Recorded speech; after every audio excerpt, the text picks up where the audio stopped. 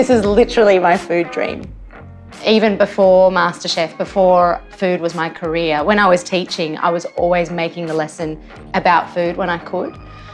Obviously, because I love food, but also because I felt like there was something missing in the kids that I was teaching in their own relationship with food.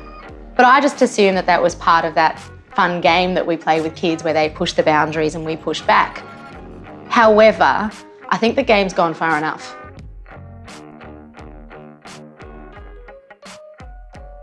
The older that they get, the less likely they are to try new things. We don't even realise when we're doing it, but we're heroing dessert and we're vilifying the veg. But vegetables are kind of like a symbol of something a lot broader. They're about connecting with nature. They're about being open to new experiences. Vegetables are also about saying that you take something little like a seed and you water it and you give it sunshine and you care for it and you grow it into something beautiful. And I think that's a really beautiful metaphor for all learning for kids.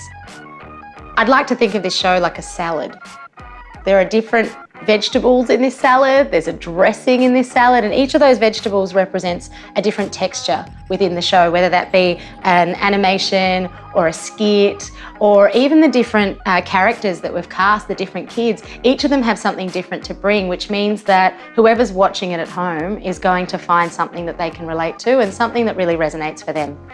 We've got internationally renowned chefs, we've got Olympic athletes, we've got Brownlow medalists, we've got people that are going to make every single kid sit up and listen, and that's all that I need, because as soon as they listen for a couple of minutes, they're going to be hooked. This show is great. It's funny, it's interesting, it's factastical. You're going to love it.